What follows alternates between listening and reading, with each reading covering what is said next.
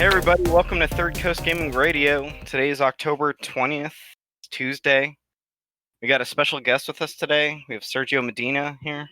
Oh, goodness. Hello. And as usual, we have Austin Taylor hanging out.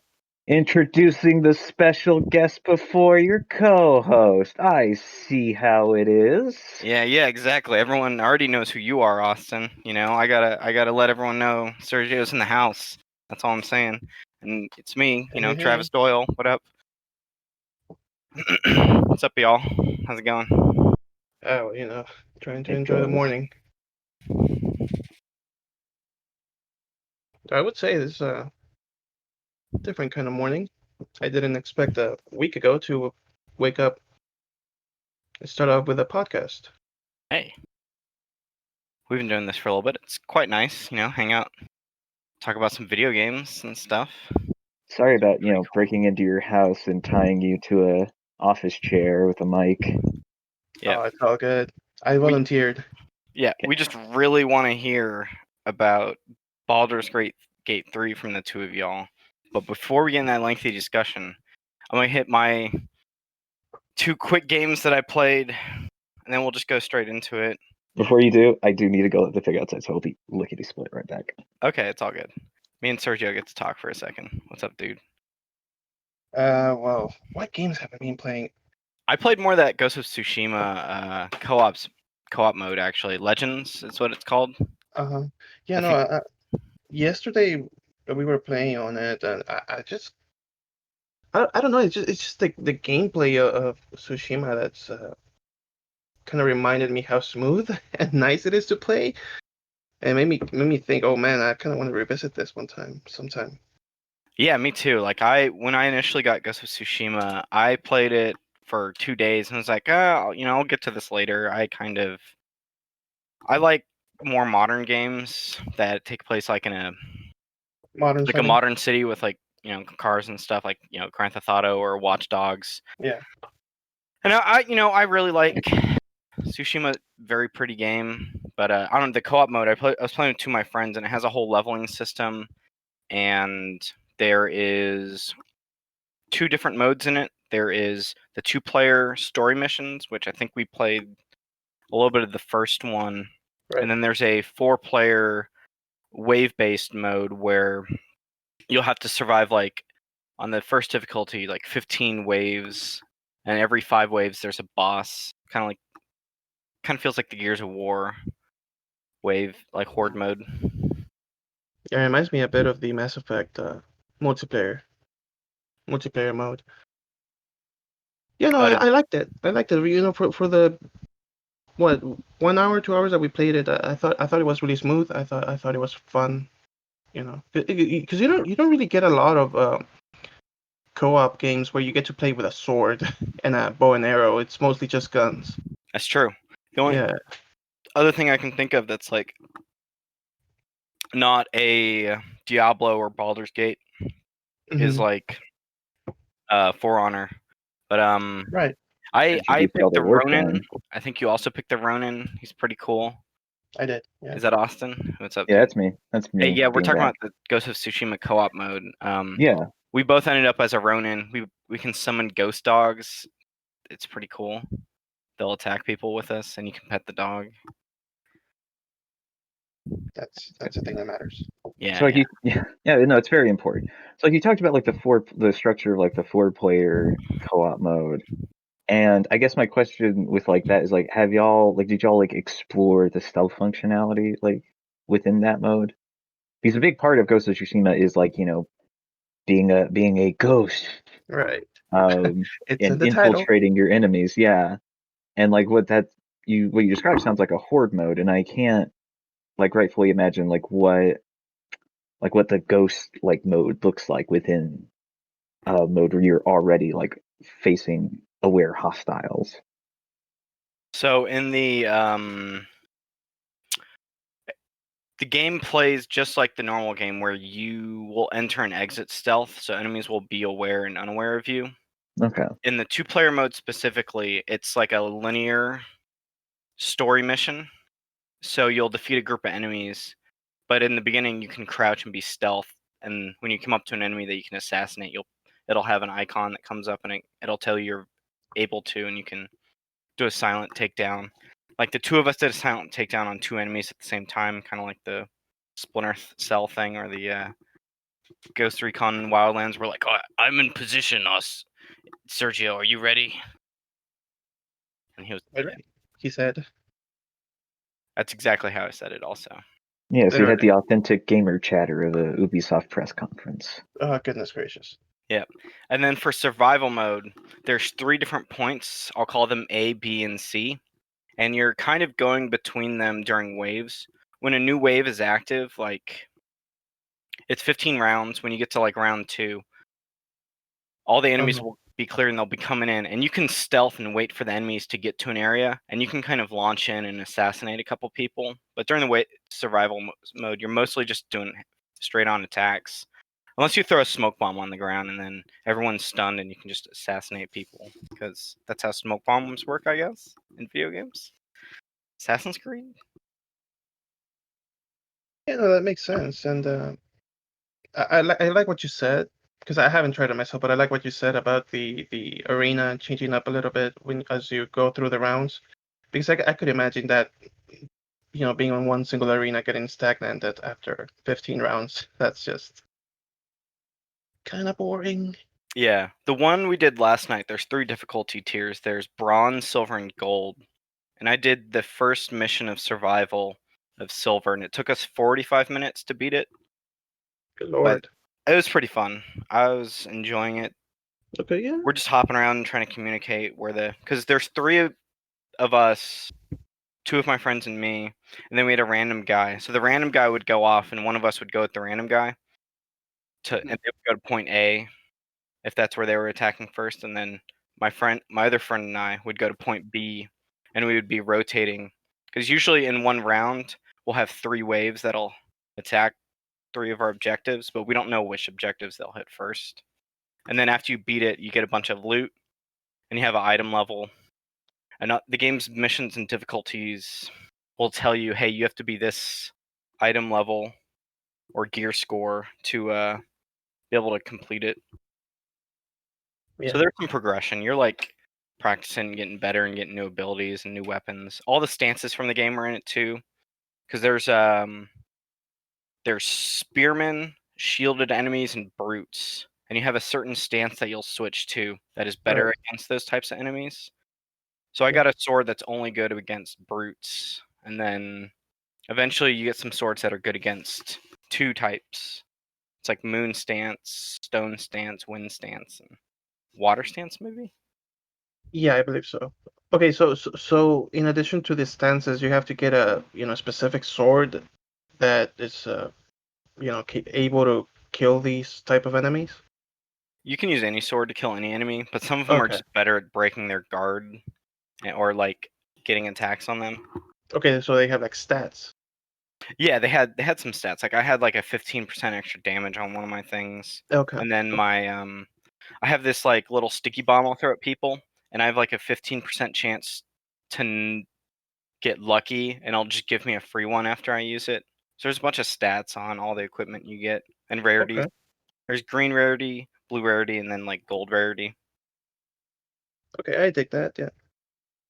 It's pretty fun. I was enjoying the time I put into it. I know Sergio and I, we only played for a little bit, and then we all hopped into No Man's Sky, and we were lighting the world on fire, I guess. California Simulator. Yes. And then there was something else I played. I was messing around with Rogue Company. I believe that's what it's called. It's a free-to-play shooter. It's like a Counter-Strike free-to-play shooter. It's third person, and I think it's in beta right now. Unfortunately, what Austin told me, and I kind of saw it a little bit too, is that they have a Dr. Disrespect skin. It's the dumbest thing ever. And if anybody in PR right had any sense, they wouldn't have put that in there. But I don't know. He's popular on YouTube now. Twitch banned him also. He's still banned from Twitch, right, Austin? I don't keep up with Dr. Disrespect. Yeah. He's just too disrespectful for me. You know what I'm saying? Yeah, I mean, like Austin, I don't keep up with him. What was the offense? What did he do There's a that bunch. made a Twitch ban him? Well, there's, to my understanding, no hard reasoning given by either himself or Twitch. Okay. And probably for the best, all things considered. Because it's something that's like in conversation between Dr. Disrespect and Twitch. I don't think it's like really gone public as to why.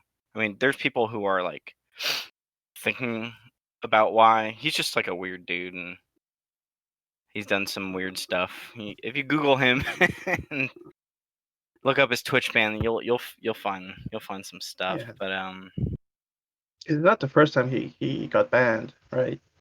yeah, he's got suspended before. Jesus. It's a whole thing.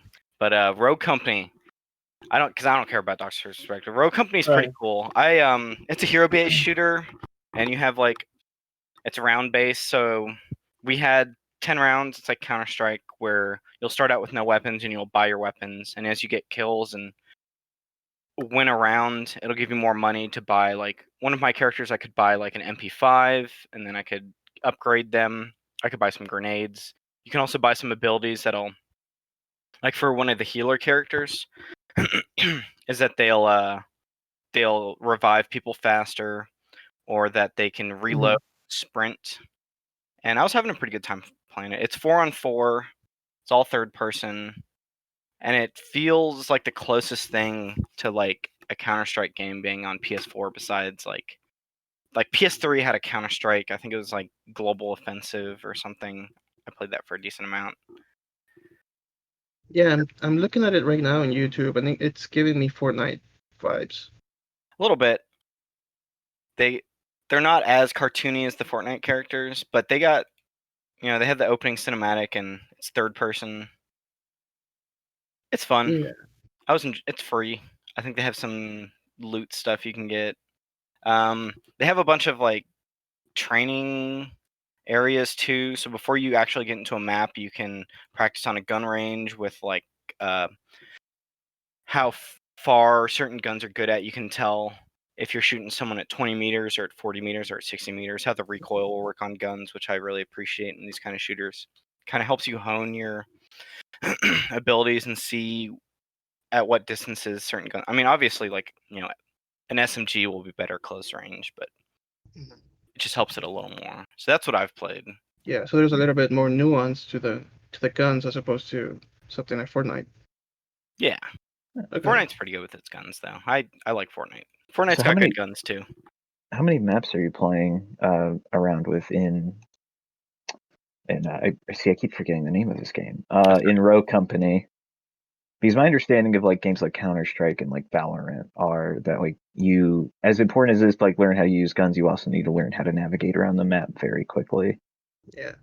Yeah, it's pretty similar to that. I think in the mode I was playing, there was 5 maps on it, and when you load in, it'll pick one of the maps. And yeah, they feel like Counter-Strike maps. There's 3 paths, and usually the modes I was playing is they would place a objective that we had to go control.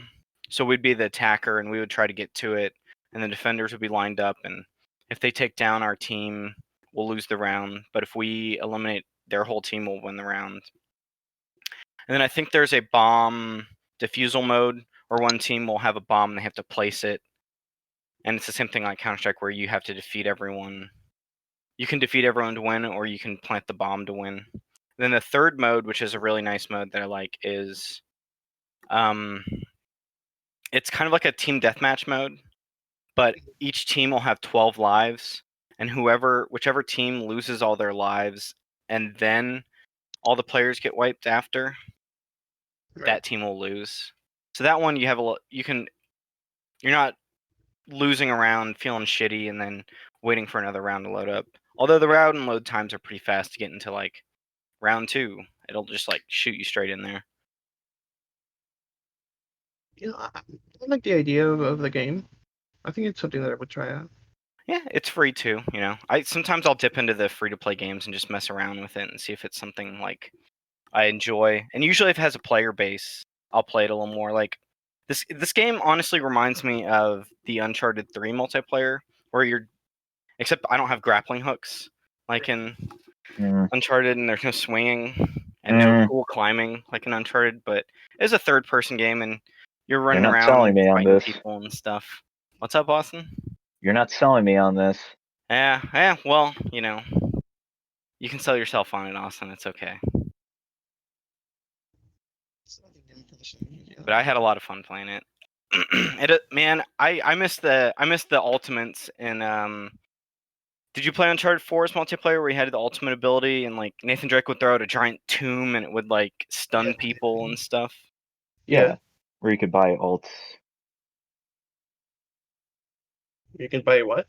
You would buy ultimates Oh right, yeah. during Like your matches because ultimate you're earning money as you get downs and kills. Yeah. And then you could summon El Dorado. Yeah, Exactly. just summon the cursed demon thing from the first game to really destroy a team. Yeah, Shit. or like RPGs or like there's like a sniper rifle that would like one hit kill people. Good Oh, yeah. times. I wish there was more people playing those. I don't that game Uncharted 4 came out what? 3 or 4 years ago? Um, I'll say that's my close rough to that. estimate. Yeah, like these 4 was I think 16. Yeah, 2016. And Lost Legacy was probably 2017. That's right. Yeah. Yeah, I have not touched Uncharted 4 in about 2 years now. Yeah. And Last of Us 2 did not get a multiplayer mode at launch, which is weird for It did a not. Naughty Dog game. But I think they're putting together something that's free to play that's using the engine. We'll see if that comes to fruition. I don't think they've Free to talked about play it in a while. within the property of The Last of Us or like something else. I'm guessing it's probably going to be a Last of Us 2 multiplayer mode that they just put out separate from the actual game. Yeah, it'll probably I imagine it'll like iterate on what they introduced with like the Last of Us 1's multiplayer mode. So you'll have a probably more emphasized sort of camp experience that was only like kind of simulated a little in like the first Last of Us multiplayer. Yeah. Maybe it'll have a battle royale, because those are popular. Don't. 100 Could Ellies drop Why into not? an island. Oh yeah, they're all Seriously. angsty. Angsty and angry. Only one will be able to play Take On Me by the end of it. Correct. Take On Me show up in Last of Us 2? Yeah. Oh Yeah. my gosh. Yeah, there's a little I'll get to there's that a little game cover. Okay, who played through the game? Who have y'all? No. Like okay, No. yeah. Yeah, Did you play it? I have, yeah. I beat the game and yeah, I mean, as far as gameplay goes, it's fine. Classic Naughty Dog. As far as storytelling goes, I didn't have any problems with the typical person on the internet will tell you, oh no, I hate Abby and whatever. Nothing about that. But good lord, the just the feel of the story is so damn depressing at the end. I felt so drained. And I thought to myself, I probably should not have played this during a pandemic because, good lord, it's not like the first Last of Us, that kind of makes you ponder about life, but it doesn't make you stay on the depressing side of things of humanity and the lack of that cynicism that exists in the distrust of others and the inability of things ending so suddenly. And I don't know, for some reason it just came in the wrong time for me. So now that I look back to it, I'm like, yeah, maybe not the wisest choice. Yeah. From what I hear, like the way they phrase those games is the first game is about hope, and then the second game is about revenge, And Well, they see, make that's and I hear they make you sit there for 20 hours and think about revenge really hard. Yeah, I mean, like yeah, go ahead. Sorry. part of like that's part of it, right? Like that's why I didn't have any real interest in The Last of Us 2 to begin with. Like part of it is I didn't want a sequel to The Last of Us. The other part is just as they were talking about the game, I was like, this is not anything I want to play. Because like Neil Druckmann's whole thing was like, yeah, like the first game is about hope. Because even Right. with like how terribly things go at the end of that game, you're still Right. like, oh well, Ellie can do some stuff. Ellie's got a bright future for her. She's got a good head on her shoulders. And then Neil Druckmann, for the entirety of this game's marketing cycle, is like, this game is about hate. Seriously. Only reframing it as love once the game was out. Oh God. In a really like retroactive and I'd say shallow attempt to make people like feel like there was something to this game besides like the rampant cynicism and violence that it wants you to participate in. Yeah, and that game is 20 hours of violence. Now, I know some spoilers to that game, so I want to get in a little bit of spoiler talk. So for anyone who hasn't played it yet, you can skip past this a little, but you know, The Last of Us 2, in the first 2 hours, Joel just gets murdered. And you're kind of playing as Ellie for a while, and then you flip over and you start playing as the person who killed Joel, whose name is Abby. And the game frames itself by you switching between the two of them, seeing both of their sides of the story. As Ellie, you're just kind of murdering all of Abby's friends, and then Abby, you're trying to run away. Some of it takes place before you get to Joel, I think. Is that right, Sergio? Yes, there are some memory segments that you like flashback segments that you get to play as Joel. No, I believe actually, never mind. You get to play as Ellie, and then Joel is kind of just your companion. Oh, younger Ellie, right? Yeah, Yeah. younger Ellie. Yeah, like once you switch to Abby, you get like a flashback with like her dad. Right. Oh, yeah. Who was the surgeon who was going to perform brain surgery on Ellie to get the cordyceps vaccine. That is not a storytelling device that I'm into. I understand how it makes sense in the idea of like writing a sequel where you have a character from the end of the first game that you killed when you saved Ellie ended up being the driving plot of the second game because that doctor had a daughter. Is a weird thing. Well, I mean, that's all like people are concerned. Like people seem at PlayStation Studios seem to know how to write is about familial violence, like either performed by fathers or performed in the name of fathers.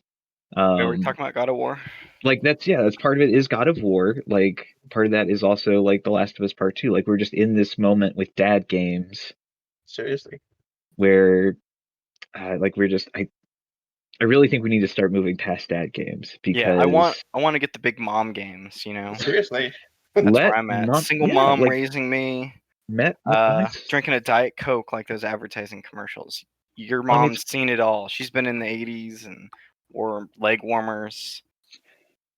I mean, it's more important than just like, like starring moms. It's also just like let moms be people in your games because, like, Last of Us 2 has a mother in it, and she's just a evil religious lady who attempts to kill her own child.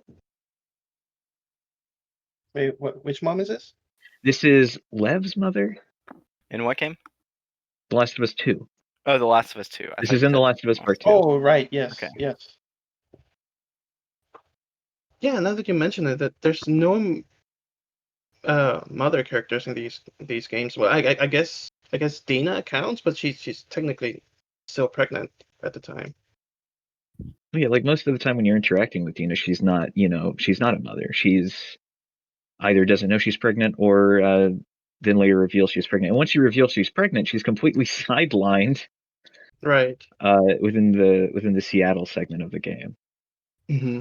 You don't get to see her till the end. Because she's pregnant. She's a burden now. Oh no. That sounds strange. Sounds like a whole thing. I know I'll probably play that game at some point when it's on sale. I would rather play other things right now. Yeah. And like I said, it's one of those type of games that really want you to make you feel a certain way. Yeah. And in this case, it's like, oh, look at my cynicism. And I just feel like right now it's not the time. You enjoy the killing, don't you? Well, at least the open worlds are really good, and the killing gameplay. Oh yeah, like The as far gameplay as is solid. yeah, definitely. As far as the gunplay, as far as the control of Ellie and whoever you're controlling, it's really good. It's probably I would say Naughty Dog's best. The guns feel amazing. Look, the first time I fired a shotgun in that game, because I got surround sound, and I can tell the difference between something like Battlefield or The Last of Us. You go into The Last of Us with a shotgun, it's amazing. It's like firing an actual shotgun. I almost shit my pants the first time because I had it loud and really cool stuff. That's cool. Yes, Like a but good Road Warrior feel to the shotgun finally being used. seriously. But yeah, it's still good old depressing. Yeah. Naughty Maybe Dog. I'll wait for Last of Us 3. Maybe they'll make that one about hope again. Who knows? We'll see. But Yeah, Sergio, I know you've been playing Baldur's Gate 3. that's right. What's your initial impressions on it? Initial impression, it's really good. I'm really digging it where it's going. I like the direction that it's taking. Reminds me a lot of Divinity Original Sin 2. And yeah, I mean, what are some of the things I first noticed about that game? Well, first of all, I enjoyed the combat much more than Divinity, for example. Like, I feel like there's a bit more swiftness to the feel of combating other enemies. Yeah. Magic, These the magic. I think the magic feels better, and the animations are. I don't know. Everything just feels a little more up to par. I don't know. What do you think, Austin? Yeah, like I would say, like the transition to like the fifth edition D&D rule set I think has been made pretty well by Larian, all things considered.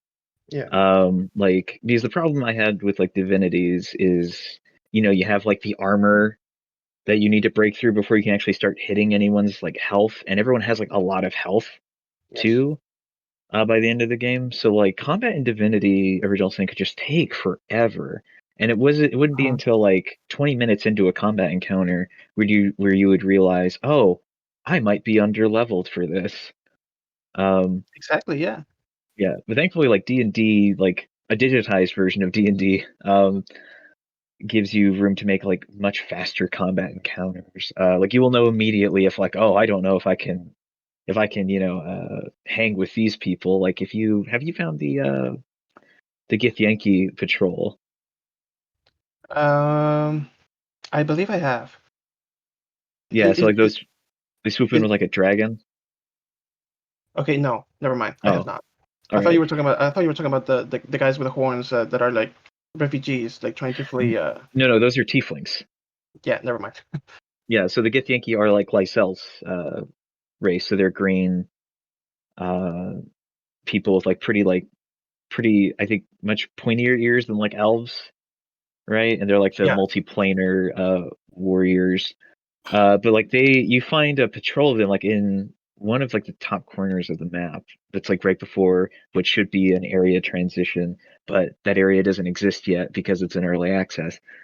And immediately I found them when I was like level 2, and I was just getting decked by everyone because they have assassins who turn invisible, people who teleport around the battle location, Yeah. Yeah. and such. So I just had to keep reloading.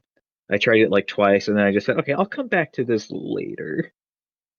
Yeah. One of that's one of the things that I appreciate about these kind of Larian games, that they don't give a crap if they're not holding your hand throughout these games, and there's always this sense of danger as you travel the map, because every corner you never know when you're gonna find an enemy, when you're gonna get ambushed or whatever.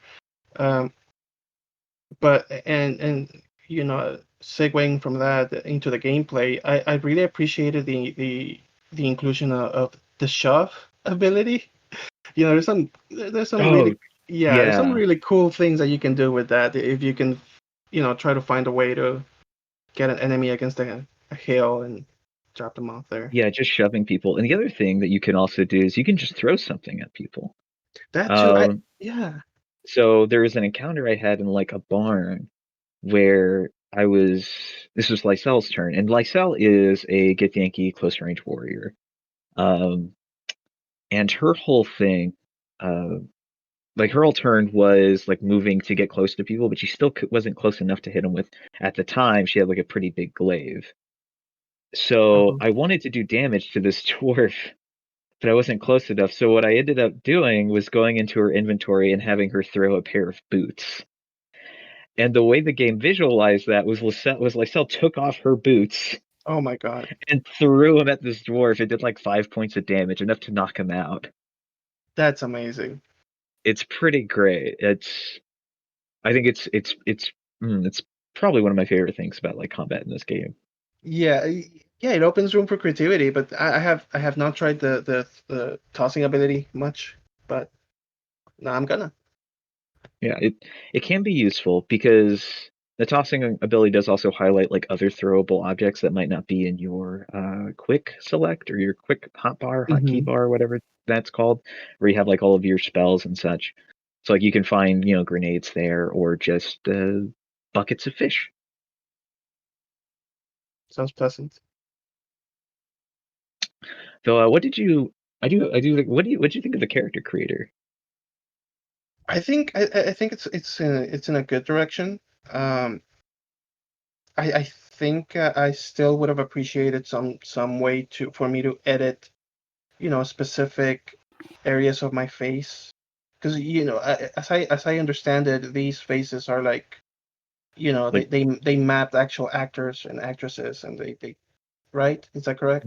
yeah, they seem to be unchangeable presets that were based off of models that they had come in for mocap. Yeah, and I gotta say, I mean, as far as models go, they look really good. Like these are probably some of the best uh, faces that I've seen in a game of this genre. I would even go as far as saying that it looks better than The Witcher 3, and that's saying a lot considering one is not regular RPG versus this. I don't the facial animations. I think they're really good, and I think that's probably that's what their reasoning was for using pre-recorded models as opposed to letting you create your very customized facial structure, because they thought, oh, I don't know, maybe the facial animations are not going to work as well with that kind of system. But it's fine. I don't know. I feel like I'm nitpicking at that point. It's not terrible. I like the models that they have, and also it looks like they have a really large. So they're going to have at least a really large selection of races to select from. Yeah, I don't think that they've detailed like what else they'll be adding as far as playable races is, but like what's there right now is like already impressive for like even like a like just a D&D tabletop session, because like I can't think of the last time I played a session of D&D and someone's like, I would like to play as a Gith Yankee, or like a Drow. Right.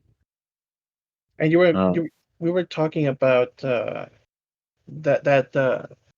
blog post that Larian made about the Vault Dweller. yeah, yeah, where they aggregated user data of like every created character, and it came back and it was just like some white dude with like basic brown hair. Yeah, and it was. I thought it was comical, and they were like, "We gave you all red. We'll give you all these horns and items that you could add to your character, and y'all came up with the most basic character design." You had something to say about that, right? About the that. Yeah, Yeah, I mean, I didn't think it's particularly funny. I mean, I can't customize my body type. true. So like every body's going to look the same. And that's even with like very different body types, like within like the game itself. Like if you've met Halsey and like the elf druid, he's buff as hell. I can't Right. make a super buff person. He thick. And the only way I can make someone who's like below like 6 feet is by either playing as a dwarf or a halfling. Right. And also like people aren't like people who don't play like D&D regularly or even I'd say like even have like a fair weather knowledge of D&D like probably aren't going to decide to be like half demon people or really care much for the nuances of like elf, half elf, Right. drow, that sort of thing. And like I don't know if people would be super interested in playing as the Githyanki, especially when like the first Githyanki who you meet is Lysel, this character who is just a very arrogant person and really True. unlikable in a lot of ways. So like, yeah, people made a white dude. Like, of course they did. These are the kind of like you either haven't shown us a particularly interesting part of your character creator. You're also making RPG in the Forgotten Realms, which Mhm. is like the best way I could describe the Forgotten Realms, the best way I've heard this described is like the IPA of Dungeons and Dragons settings. It is so basic. It is like the shorthand for D&D right now is that Forgotten Realms is basically like the default setting for Mhm. D&D. So like, yeah, I don't think you have much of a leg to stand on for like that as a joke or like a critique of like how people have approached the character creator. Right. Right. Yeah, I mean, because coming in as a person who doesn't play D&D, like I've never had a session myself. You're right. I went in and created a human wizard, female, and pretty standard stuff. So basically, Larry and I'm part of the problem. Well, like I mean, well, no one's the problem. Like that's just the thing. Like it's fine to be like a human. These like the races like as they play out like within like this early access, like race can kind of be a big deal, Yeah, depending on the interactions you have. true.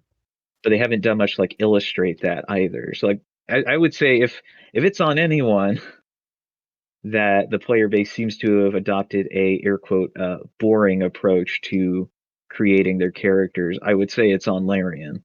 Hmm. And maybe that's just something that happens naturally. Like maybe they're just someone's making a character really fast to get into it. Oh yeah. There's Sure. the possibilities are endless for this type of thing.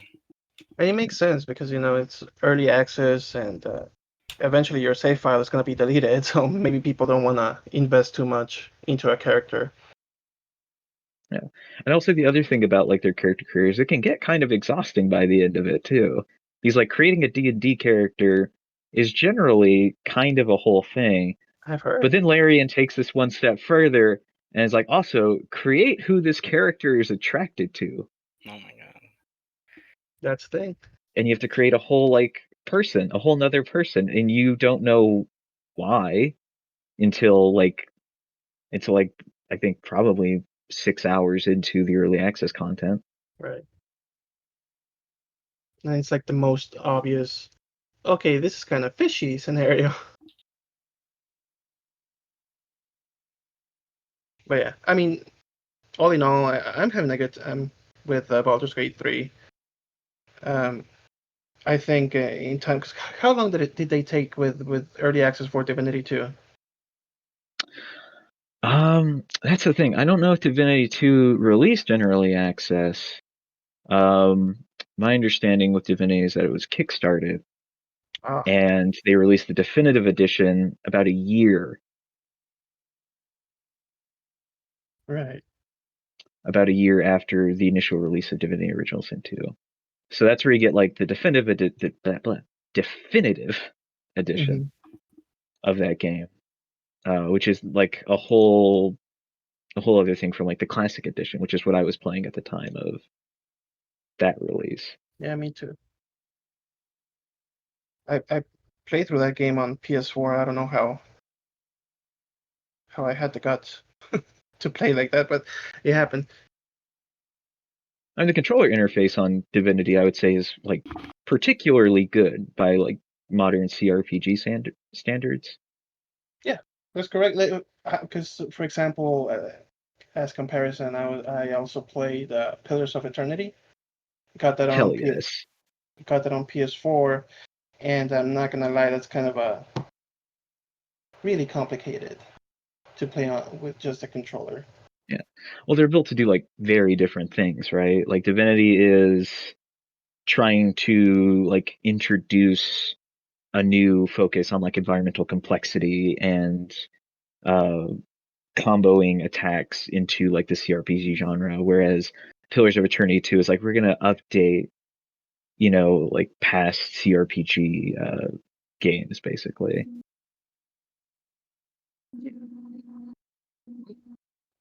I think that's a segment for Baldur's Gate.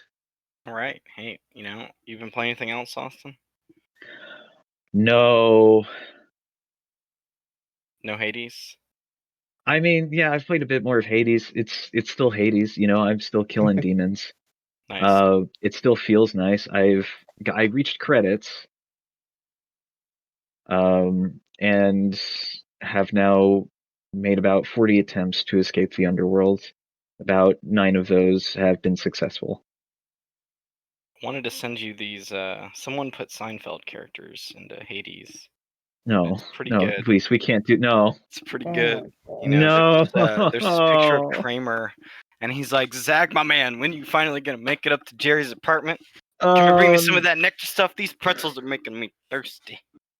Kramer is Dionysus God. works really well. Actually. George is over here.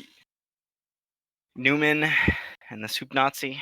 The Soup Nazi is Iridus is really, I think, insulting to Iridus. Newman is Hades, yeah, all right, that's a Your Day vibe. of Reckoning is coming, Classic.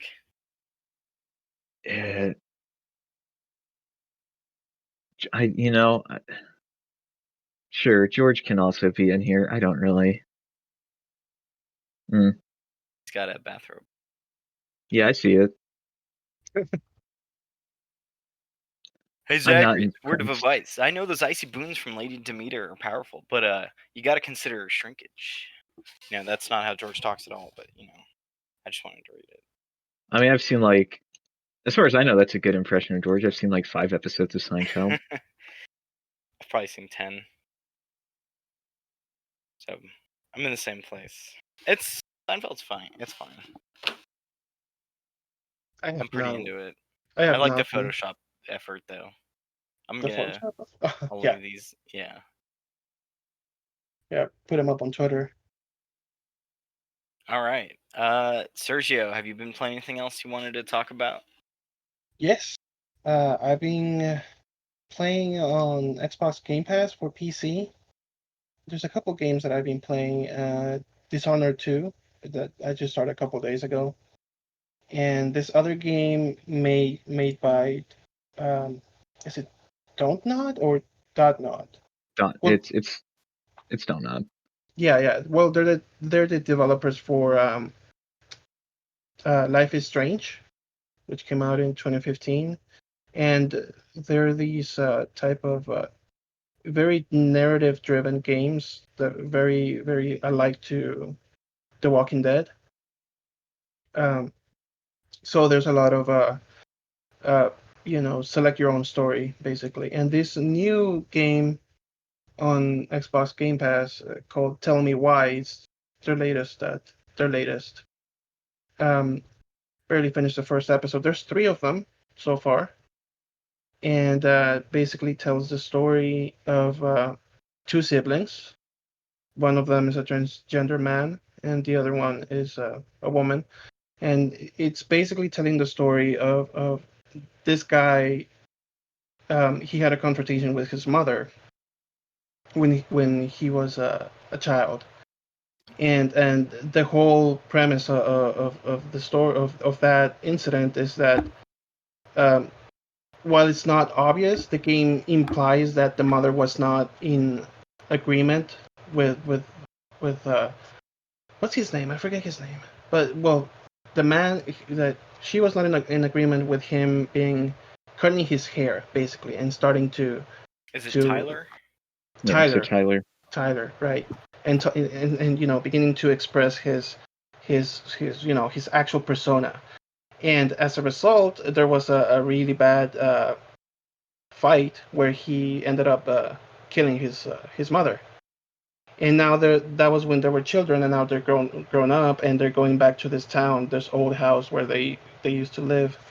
To I believe they want to resell it. Yeah, and Allison is the girl, I believe. That's correct. His That's sister. correct.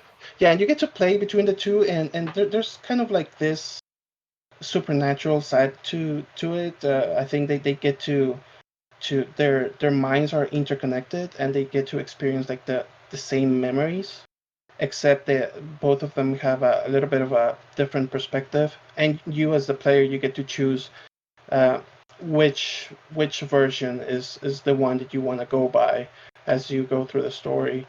And well, so far I've been enjoying it. So I've played Life is Strange 1. I think I fell off of it because it was a little rough around the edges to play. Is the gameplay a little bit better? Like the ways the characters move in the environment, like any different? I would say it's very similar in terms of how you move around the environment, how you interact with others. That hasn't changed much. One of the things that I remember in Life is Strange 1 kind of not bothering me was always the lip sync. When you heard characters talk, it was always a little bit off, and also the tone of these games, that you get a very young adult vibe, which is fine. But I feel like these games were sometimes, especially Life is Strange, the first one, they try a bit too hard to emulate. Like it comes across as a little bit forced, but nonetheless, I really enjoyed that game. And this one I think it feels more authentic, which I appreciated. But yeah, like I said, I barely finished the first episode, so Cool. It looks like it has 3 episodes, and it looks like they're all out already. And it's yeah, they're all out. Microsoft Windows and Xbox One exclusive, and it's on Game Pass. So like I don't know, I'm a big component for using Game Pass. Like that's where I've been playing most of my stuff lately on my 1S. And Yeah, it's really good value for your money, I would say. yeah, $10 a month, hey man. Yeah, That's 120 a year. That's the price of 2 full price games, and you can get a bunch of other stuff definitely. in it. All right, we're gonna take our first break, and we'll be back to talk about some of the news that's coming up.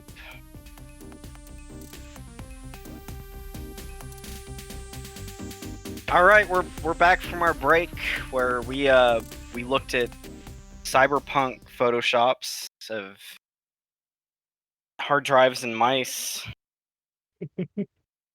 That's what happened.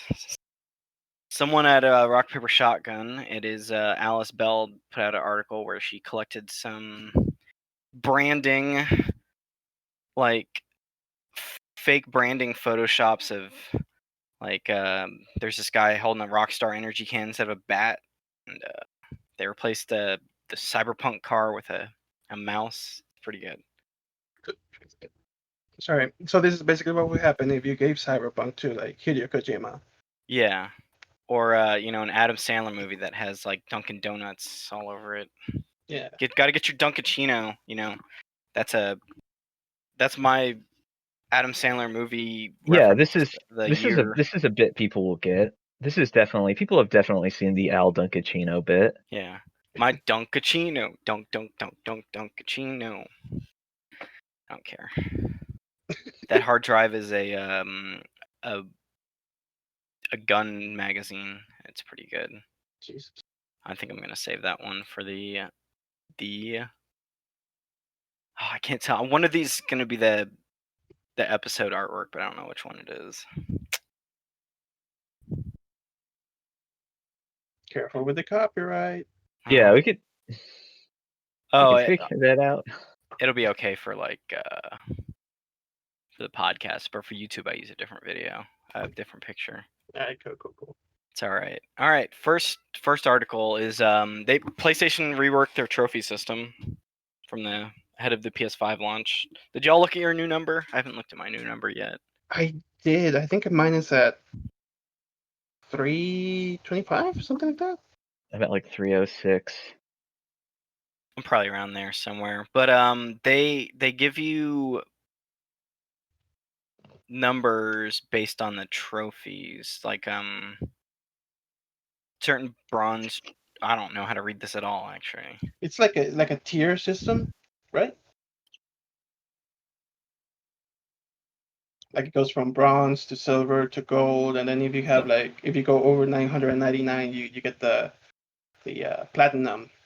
Oh, Yeah, that's so your icon. Okay, I Yeah. yeah, got so you. it looks like you have like your 3 tiers within each tier is the other thing. So you have like bronze, silver, gold, and platinum, but like within those, within bronze, silver, and gold, you have 3 different levels, right? So you Yeah. have like basic bronze, all right bronze with a outline around your image, and then the Super bottom bronze has bronze. got wings, Super bronze. and Whatever. that's repeated like for Yeah. each tier until you get to platinum, where you get like the dope PlayStation buttons icons. Yeah.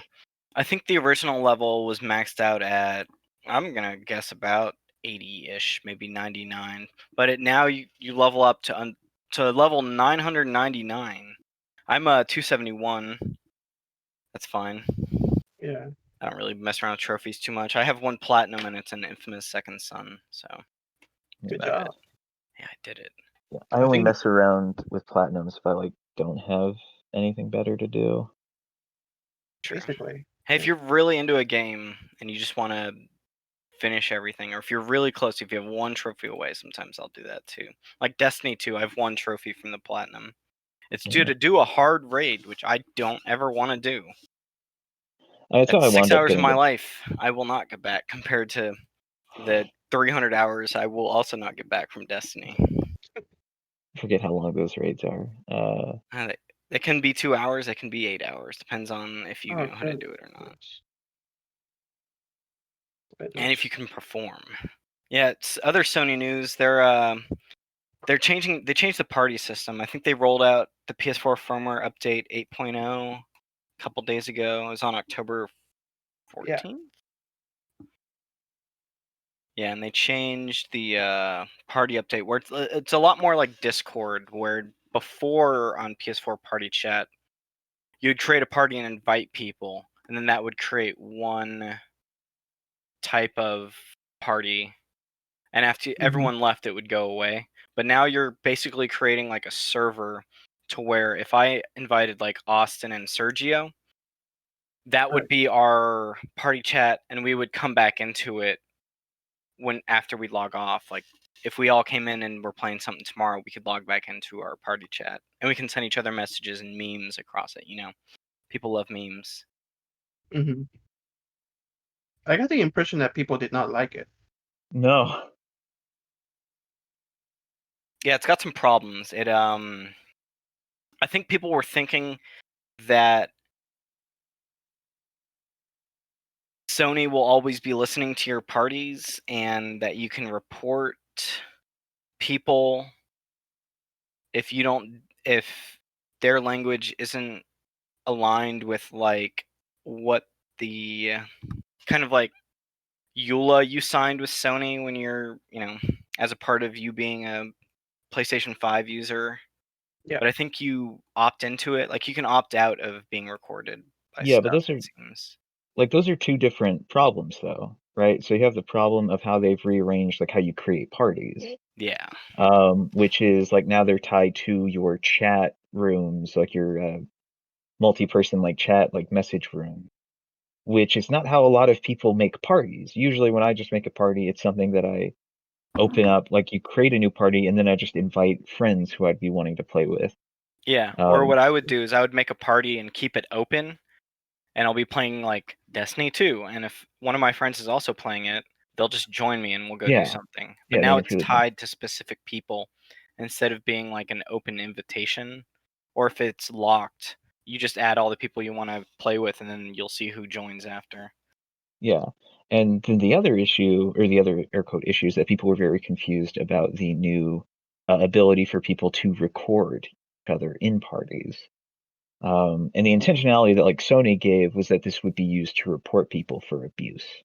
Yeah, which is different than game chat on, like, let's say Call of Duty, where sometimes that can be a little weird. This is just in Sony's proprietary party system that you will create on like the XMB, the media bar of your Yeah. home screen. Yeah, and so people were like, this was a bit of a snafu because people thought like Sony was actively recording them. And like the thing is, you're being recorded in most places where you're having like these kinds of like audio discussions. Like if you're in game chat, you're being recorded. If you're like I would probably say there's a good chance that like we are using Discord are like being recorded and like that data is being stored somewhere. I doubt anyone will ever actively listen to it though, is the thing. Yeah. Sony's thing is like probably a bit too much transparency here with like not paired with enough of like clear messaging. Because they have said themselves like they are not listening to party chats. They are not recording PS4 party chats. That is a tool for people to use in case users are being abusive. And hopefully that's true. We actually have no idea. They can put Oh, out yeah. their PR stuff on Twitter as they want to. But They could at the very end well of be the day- listening either way. And Yeah. I mean, yeah. Well, they made a Twitter post on October 17th to say that what you just said, where they're not listening. So they'll hopefully change it a little bit in regards to the party system to where it's sometimes I'll just make a party to get into so that I'm not talking to the random people in Call of Duty, so that I can be by myself in there. Yeah. Or if I'm playing a game that'll pick up my mic audio, and like if I'm linking like a hub, and like some hubs you can listen to other people's audio, and I just rather be in party chat. Sure. And sometimes I use party chat for Twitch. When you're streaming to Twitch from a PlayStation, you can have all the people you want to be on Twitch with you in there, and they're all talking. And it's harder when you're not in a party to do something like that. Anyway, I don't know. I hope they change it. It's sounds like people were getting a little salty about it. Honestly, yeah, no. Honestly, I've never used the party system much, but it seems like they added too many steps just to be social. Yeah, and it seems like the next thing going around is that Microsoft and GameStop actually had a partnership for the Series S and X release. It sounds like GameStop's going to get a bigger cut of sales when someone will buy an Xbox, or I'm guessing a new Xbox from GameStop. And I think they're also doing the payment plan for 2 years with an Xbox where you can pay $20 for a Series S or $30 for a Series X, which is also bundled with Game Pass Ultimate. And you pay that for 2 years, and someone did the math, and it's like $100 less than paying for Game Pass Ultimate and the console for 2 years. Mm-hmm. So, GameStop got some extra money coming, because I'm sure everyone, including myself, is thinking that GameStop has got they're in trouble. doesn't have a lot of time left. Yeah. They might be the next one. Yeah, Microsoft might be their saving grace, but I can't say I feel sympathetic, given the history. No, I really like GameStop in like 2008, but there's times after that where whenever I would go in, everyone would ask me if I want to pre-order a game, or if I want to get like a warranty on my disc, and I never want to, and they ask you every time you go in. That's right. Well, the thing is, GameStop also does get this revenue sharing arrangement does also extend to pre-owned consoles sold by GameStop. Really? Yeah. It's like in like the second in the I've done a thing. All right. It's in like the there's something happening here section of this Ars Technica write-up. We have no idea how much they're sharing, how much this like revenue share percentage is. And like until we do, I'm not entirely sure this is going to have a big impact on GameStop's future. Yeah. So I think it's a good get for Microsoft. Is it? Yeah, if I am pondering if I am gonna do a payment plan for a Series X or if I'm gonna outright buy a Series S. And when I've bought warranties from GameStop, they've always come through with like replacing my console or getting me something if I bought pre-owned or new. Because I'd rather buy a console with a warranty from GameStop than Walmart, for example, or Amazon. Because I feel like Amazon would be a whole process of getting it. Well, I guess it'd be with Sony, not with Amazon if your console is messed up. But on the used console side, they're usually pretty good about replacing it. Yeah, that's where the market is with the used items. I have not set foot in a GameStop since like 2014, to be honest. Oh, I go for it, Austin.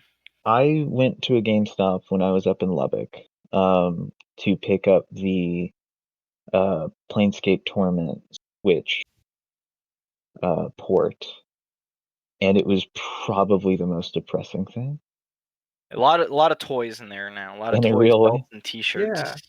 Yeah, well, I mean, the toys is fine stuff. It's just like the employees who were there were just like both like, like they like, they're your typical like what we consider to be typical GameStop employees are just like really tired people who need a job or probably every other week having to reconcile with their fear of like they probably won't have this job for a whole lot longer.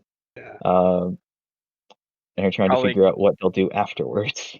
Probably getting paid between 10 and 15 an hour. Yeah. Also not being paid enough. Yeah, and I hear a lot of those are like most of those employees are there from open to close, or they're there for like 8 hours, or more. I don't know. I tried applying to GameStop in like 2009 to 2014, and they never wanted to hire me. I'm a real gamer at GameStop, but that's okay. Am I a real gamer though? You'll have to find out on next week's podcast. Haha. It seems weird. GameStop's in a weird place. I'd rather pay for Game Pass or buy my games digitally. Most of my games are digital now. Everything has transitioned to the digital space now. Yeah. And I feel like GameStop has not made any attempt to evolve with the market. No, because they get so much money from used sales that they want to stay in that.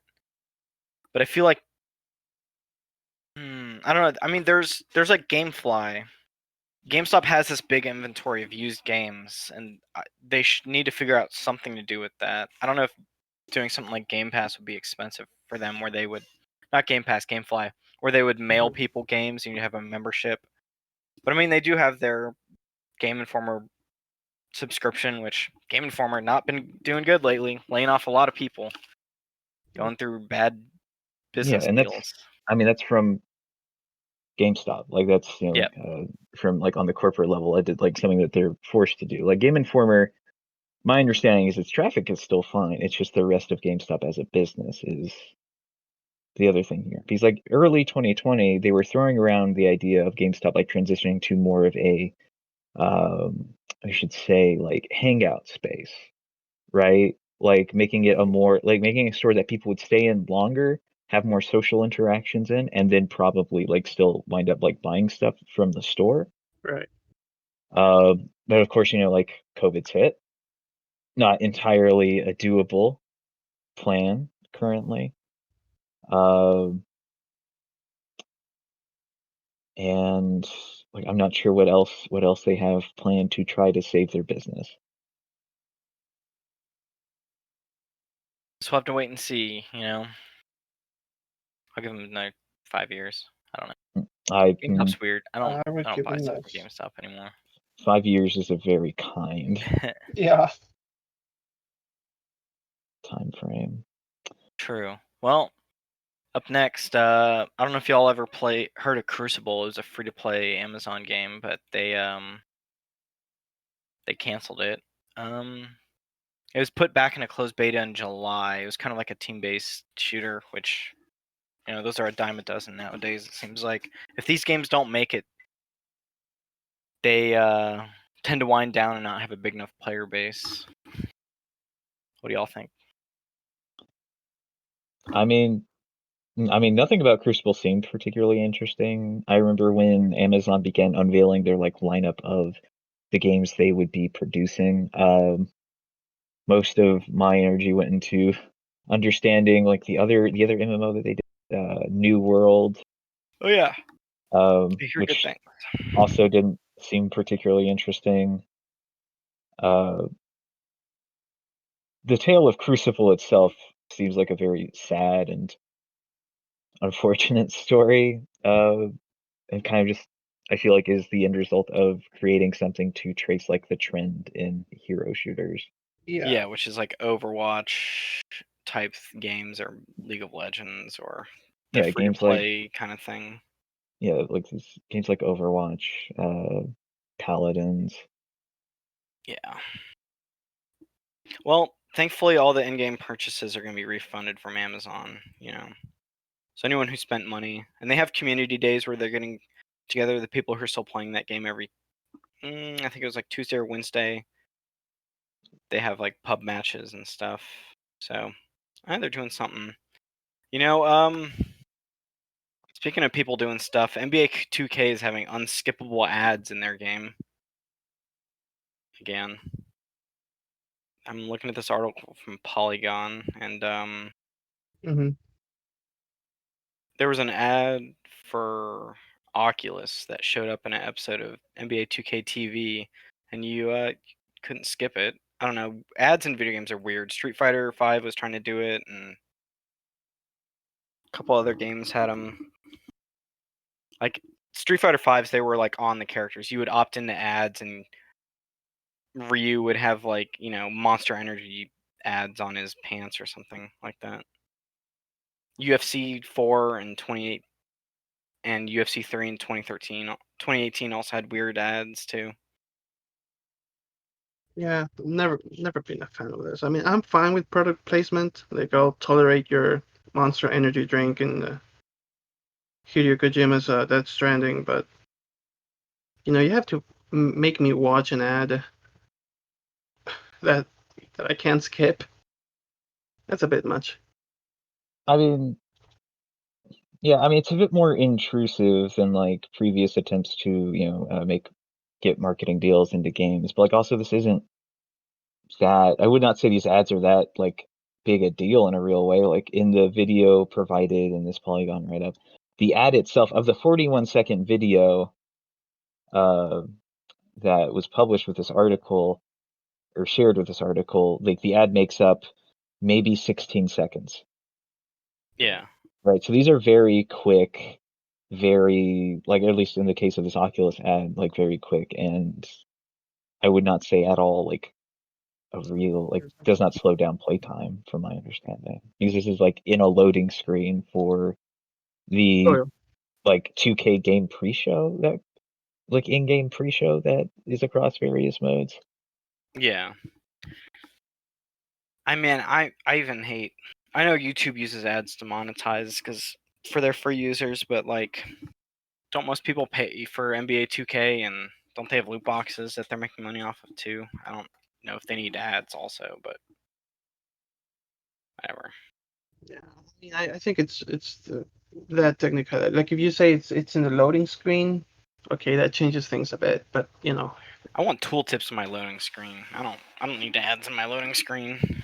yeah, What about when PS5 and Xbox have like seamless loading? Are they still gonna put them in there? I don't. probably not. They might. Or maybe like a short version. Because the SSDs are not like ultra fast. Like they're not gonna load your game in 2 seconds and you're Yeah. good to go. You still have to have some kind of loading image. Sure. Well, one of y'all sent me this. I don't remember who it was, but there's an article by GameRat by Richard Warren talking about how a 63-year-old mother has played 200 plus hours of Assassin's Creed Origins. I don't even know where did they? I guess they found a Twitter user. Yeah, Twitter user Lone Gamer. Yeah, posted a clip of her mom enjoying the game. I'm into it. She already completed the game and got the platinum trophy. I don't know. That's fun. I just love the commitment. Oh, You know, that's- I was sick of Odyssey, like 100 hours into it. I just kept thinking to myself, when is this gonna be over? And I think that's a problem pervasive with the Assassin's Creed series. That when you start the game, the first few dozen hours, it's great. I think Ubisoft is really good with their world setting.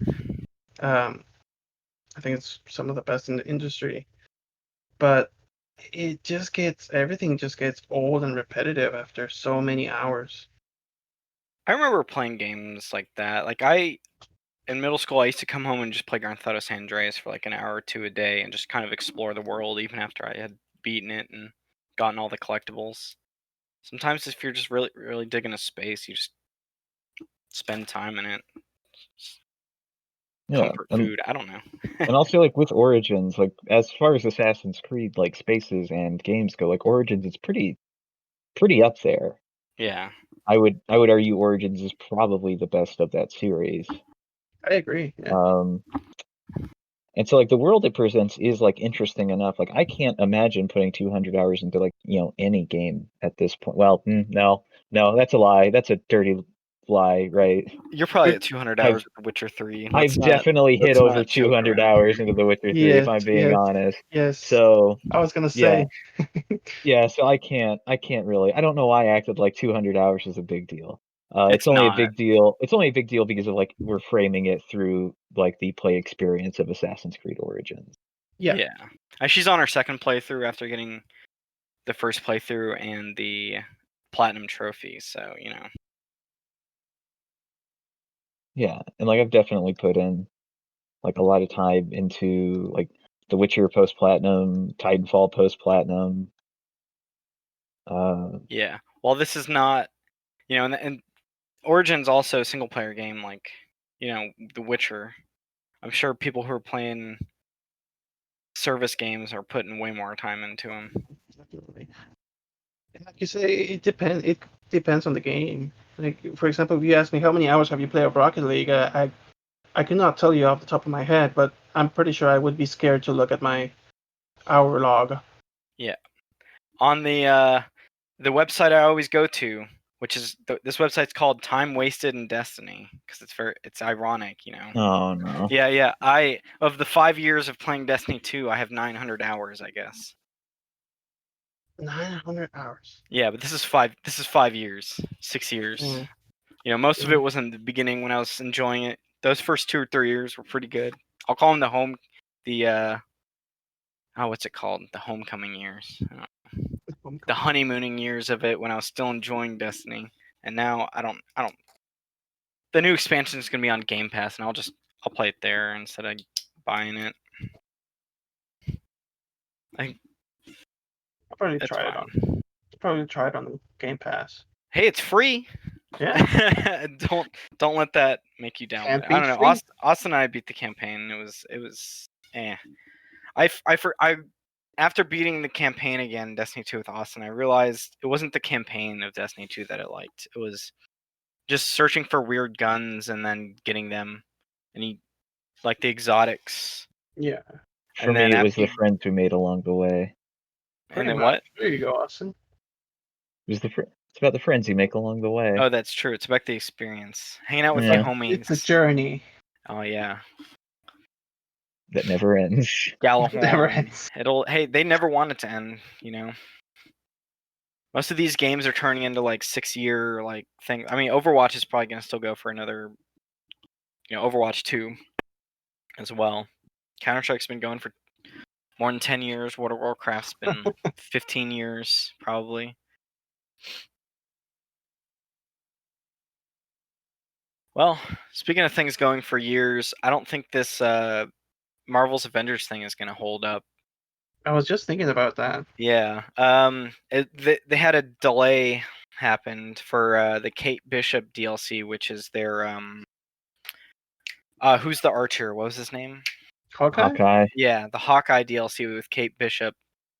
That's been delayed, and then their next gen upgrade also has been delayed because I think they're trying to work on endgame and patches for Marvel right now.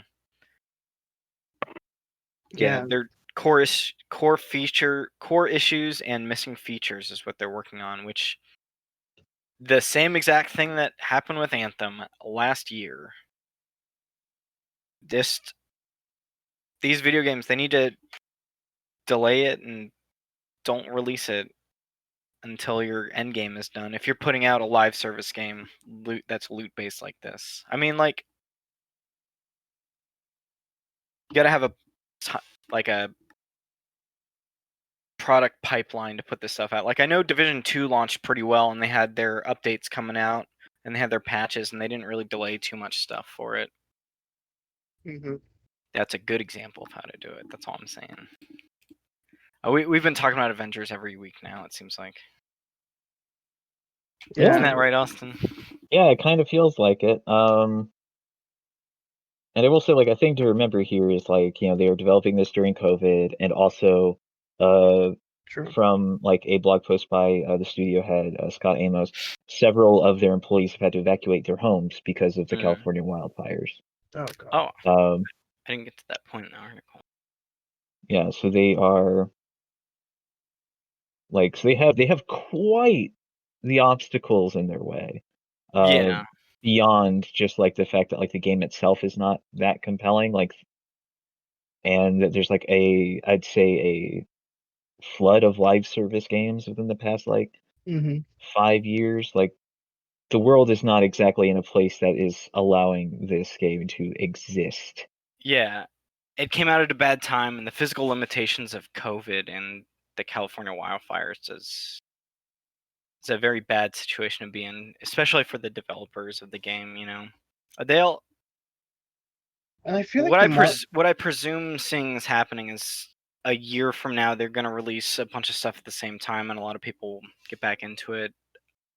Oh, there's gonna be a Game of the Year edition with like 3 expansions. Yeah, which I think that's usually the good idea. Yeah, that's how it goes. Yeah. I mean, it just didn't need to be a live service game, really. Yeah, Crystal Dynamics and Marvel wanted to try to do that. I hear people, when people talk about Marvel's Avengers, I'm more interested in how people reacted with the story than the live service stuff after. Yeah, and I think until the live service gets better, Mhm. that's what the good stuff of that game is the main campaign Yeah. in Kamala Khan. And a lot of the marketing for this game just it felt like it wasn't hitting the mark like of what it was. Like, it wasn't being honest about what it was. They were selling it as a action adventure game a la Tomb Raider or I don't know, so Naughty Dog, and that wasn't really the case. You got a live service game that, you know, a lot of the audience you're selling it to, they're not gonna quite feel it. I don't know. That's just the vibe I got throughout the whole marketing campaign. Yeah, and I remember a lot of the marketing was more focused on the regular Avengers and not Kamala Khan, which is kind of weird. I mean, that's the stuff they know, people know, is like, you know, Iron Man and Captain America and Thor and Hulk, but they're, as it turns out, they're not actually the main character. And that's the problem with like, that's part of the problem with like selling this as like a live service game, right? Is you're not like selling people on like narrative beats and moments because you want them to stay beyond that. So you need to sell them on like the play experience of being Iron Man and Hulk and Thor. Yeah, and assembling the Avengers to go punch robots. Yeah, and being the Avengers, despite the fact like the most compelling stuff is what happens around like Kamala. Yeah. Well, I hope to hear from this maybe next summer, to have a big story DLC, a la Destiny's Taken King, and maybe reworking some systems and doing their patches along the way. I'm sure there are people who I'm sure there's a group of people and a group of friends who get on and play this once a week as their like, what's the word? You know, social distancing, COVID safe thing where you're hanging out with your friends in party chat and just beating up robots. There's a lot of those out there, as we were talking about earlier. There's a lot of live service games to play. that's the thing. I feel like there are better of them out there, and I'm sure this game will be good in 2 to 3 years. But right now, it's not very interesting. Yeah. And if it's on sale, I'll buy it for the campaign. I mean, we were even talking about last night. We were talking about Fortnite and Minecraft and No Man's Sky and Bloodborne, trying to figure something out for us to play. I don't think even once we're talking about Marvel's Avengers. None of us own it. Also, that's why a lot of the free to play games are more accessible too. Yeah. Anyway. Have any of y'all played Rogue Squadrons? Is that Rogue the name of Squadrons. that? Is that the The Star Wars Star thing? Wars Squad, Star Wars Yeah. Squadrons, not Squadron. There you Rogue. go. Right. I Missed think it Rogue off. is like an older game. Oh, the new one that just came out. Yeah. Star Wars Squadrons. Yeah. Yeah. I was playing it a little bit. It's all right. It's good. There's a bit of a learning curve. Are you playing it too? That. Yeah, I'm Oh, yeah. playing it. It's fun. It's tough. I wish I had a flight stick for it. Me too. They're expensive, but I downloaded it the first week because I got a free trial from EA Play for like $5, so I messed with it. Mm-hmm. The tutorial mission, I did a couple multiplayer missions. I haven't been back, but yeah, I might mess with it in a little bit of multiplayer. If you wanna squad up, man. Okay.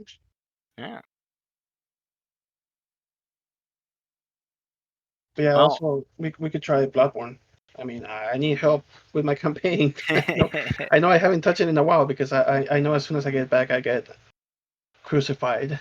yeah.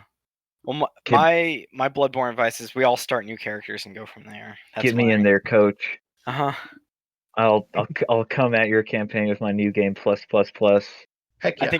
I think you're the coach, Austin, if we're gonna be real. Oh no. You're just talking in third person now.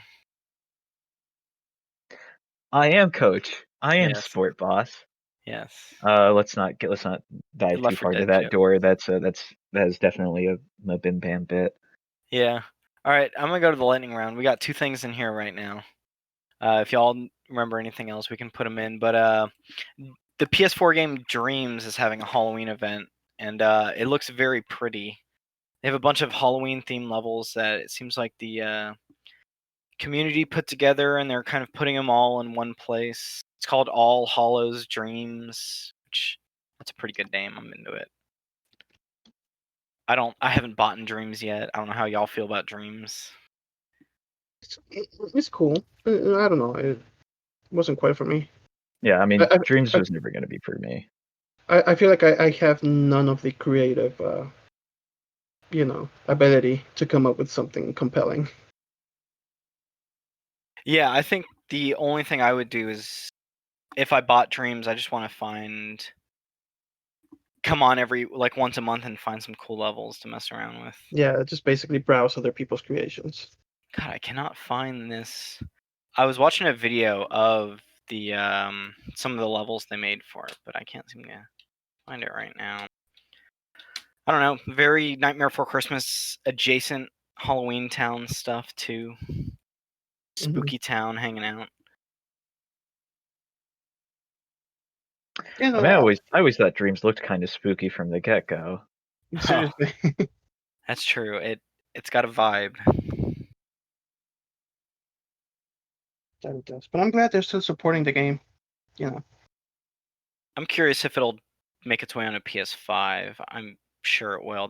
Yeah. Media Molecule put I don't know what they were saying, like 6 years of development into Dreams. Jesus. And they want people to make, all these, because you can make any type of game in Dreams was their pitch. You can make third-person shooters, first-person shooters, action games, CRPGs, top-down shooters, racing games. Yeah.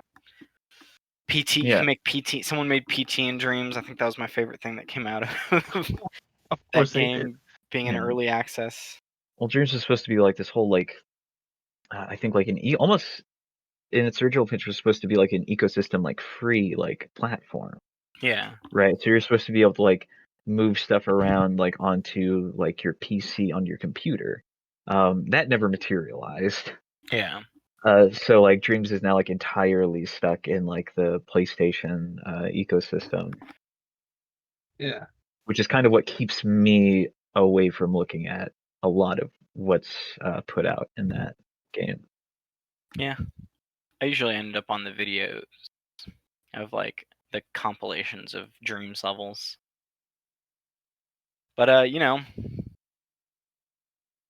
other cool stuff that happened was you know, there's a bunch of ska covers of songs from Undertale by Toby Fox's Undertale songs.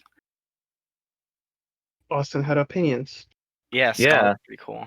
Yeah, ska rules. I don't. Mighty Mighty Boss Tones, good ska band. Yeah, Specials. Yeah, like this is a album of ska covers of Toby Fox's Undertale soundtrack by Jeremy Hunter, and like they all kind of rule. Yeah, I sent everyone the link just on Discord. If y'all want to jam to it at the same time as me, it's pretty lit, fam. You know, as to talk with you Gen Zers, it's pretty lit. You know, because Gen Zers love ska, notorious ska lovers. I don't think anyone here is a Gen Z. I don't think so either. Well, I'm talking to the audience, of course, Austin. Obviously.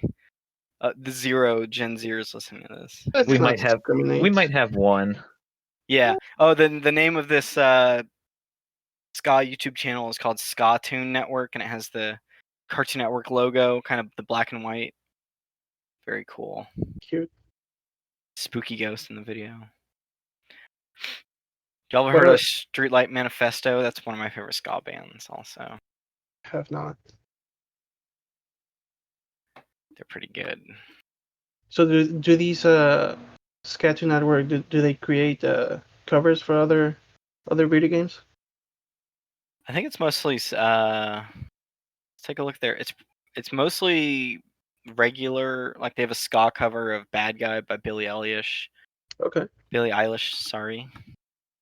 First Date by Blink-182, some other Blink-182 stuff. Oh, look, a My Chemical Romance ska. Oh no. Oh gosh. You've gone too far. Yeah. You're going too far. Not far enough.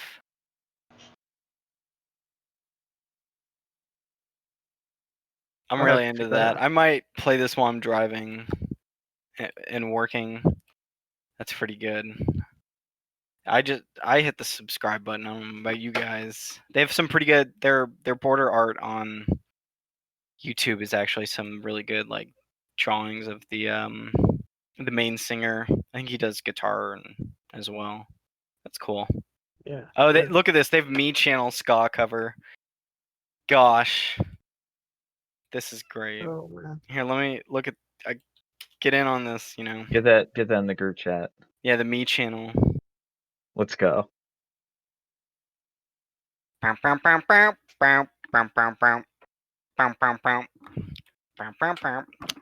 can't. That's way too good. There's more video game stuff for you, Sergio. Just what you wanted was more video game ska. All right, well, I think that's gonna do it for this week's episode of Third Coast Gaming Radio. Thanks everyone for joining. Thanks for coming in, Sergio. Thank you for having me. Talking some Baldur's Gate with us. Maybe we'll see you another time on here. Who knows? See you or hear me. Oh. Yeah. Hear you next time, Austin.